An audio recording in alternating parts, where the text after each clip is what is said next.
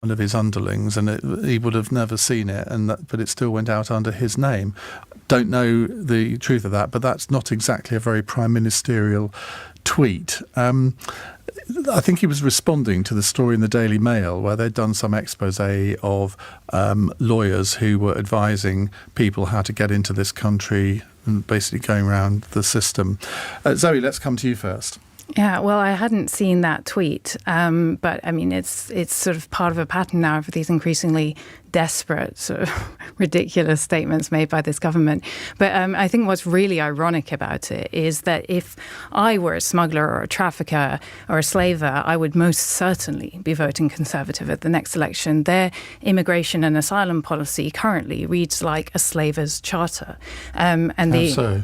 Well, there's various ways in which that's the case. For example, they've removed the possibility for victims of trafficking to obtain protection if they've entered the UK through irregular means. That includes if they were trafficked against their will into the UK through irregular means. They cannot access protection as victims of trafficking, so it's impossible for them to escape from their traffickers and get the protection of the state. There's also another story out today that shows that there's been a huge increase in people being referred to the modern slavery referral mechanism from the care sector. And that's also a major problem in seasonal agricultural work. And that's because the type of visas that they run for these lower paid areas of work are incredibly restrictive, don't allow people to change employer with ease. And so if they are in situations of exploitation under one employer, if they were to leave that employer, they would lose their right to live in the UK, their right to continue to work in the UK. So people become trapped in abusive situations. And that's in a context where the government's independent commissioner for anti-slavery has resigned because of the government's policies that run directly counter to their recommendations. There was the Labour Enforcement Commissioner's job stood open for 2 years and was only recently filled. And the agenda for inspection and enforcement of standards in the workplace has just simply not been a priority for this government. So we have a situation where rife exploitation in the workplace is a completely high reward, low risk operation for these criminal gangs. They operate across borders. The government has said we won't be helping the people who are their primary victims. They're creating a situation for criminality to thrive in our communities. Angela. Well, I didn't see the tweet either. I mean, I'm so pathetic. I don't actually have a Twitter account. So, or an X account. Or an X account, yeah, even I know that bit.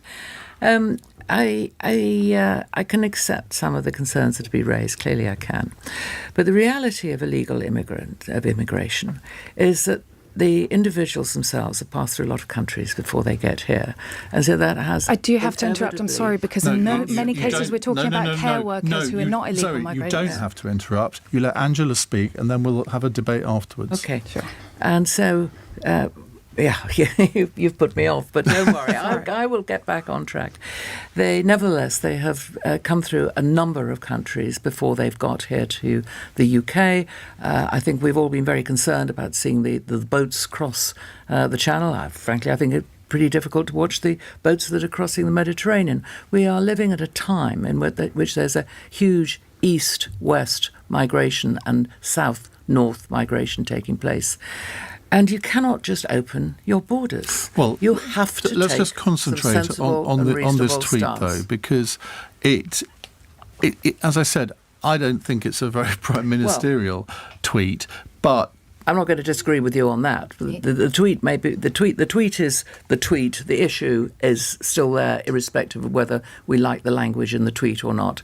There is a significant amount of illegal immigration taking place. There has to be some real stance taken if we're going to get this into a proper framework. And we have people who are coming in where there's a route, where it's decided, where it's agreed beforehand, where criminal gangs are sidelined. I think the criminal gang bit is very, very disturbing indeed. I was very minded of a statement that was made by my former boss, which was Ken Clarke, in the House of Lords over this particular issue. And it was in the last few days, where he said, There's a lot of objections to the current policy, but nobody has yet come up with an alternative. And I do think that if you object to something, you've got to come up with an alternative. I do think that we're dealing with a situation where, yes, there's quite a large number of legal immigration takes place in this country, but the illegal comes through other countries first. It is driven by criminal gangs, and there does have to be steps taken against it, Sorry, what was of which the legal profession is part. They do have to play a part in not causing more problems than they're solving. Zoe. Yeah, so the point, and I'm sorry for interrupting and putting you off your flow, but you caught it again brilliantly. The point I was trying to make is that I specifically spoke not just about people who have come seeking asylum, but also that the government's approach to migration is extremely harmful and puts people at risk of slavery and exploitation when they are coming to work in seasonal agricultural work, in care work, in all sorts of other lower paid areas of the economy. And that is found, like there are as many people who came last year to work in seasonal agricultural work on those visas as came across in small boats. Now, we never talk about them, but there's literally as many people came. And the government's own review of its visa system that by which those people come, so perfectly legally, entitled, given permission by the government to come, found that in a quarter of the, 1 in 10 farms that they did bother to inspect, there were serious concerns raised, including issues of modern slavery and trafficking. So we're not just talking about an issue that is easy to sort of scapegoat and say, oh, well, this is all people who shouldn't be here. We're talking about people that we desperately need in our country, who are being put on these extremely restrictive visa conditions that are, every bit of evidence shows us, the ILO says it, so the International Labour Organization says it, it's been shown to be the same repeatedly in every other country where it's been tried. These extremely restrictive visa situations leave people at the mercy of exploitation and smuggling. And that's why we have modern slavery laws, which we didn't have 10 years ago. No, we haven't. Yeah, our modern slavery laws are still there.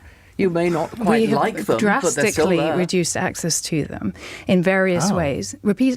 So the Illegal Migration Act that just passed into law and received royal assent this week drastically reduces the number of people who are entitled to receive protection as victims of trafficking, even if they are victims of trafficking. But you've just been talking irrelevant. I've just interrupted. But sorry. The Modern Slavery Act was brought in by a Conservative government when Theresa May was Home Secretary. Yeah.